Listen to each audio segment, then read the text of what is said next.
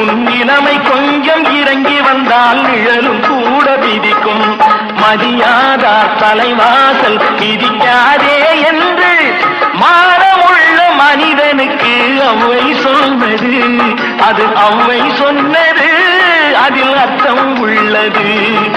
பரமசிவன் கழுத்தில் இருந்து பாம்பு கேட்டது, கருடா சௌக்கியமா? யாரும் இருக்கும் இடத்தில் இருந்து கொண்டால் எல்லாம் சௌக்கியமே. கருடன் சொன்னது, அதில் அர்த்தம் உள்ளது. வண்டி ஓட சக்கரங்கள் 2 மட்டும் வேண்டும். அந்த 2ல் ஒன்று சிறியதென்றால் எந்த வண்டி ஓடும்?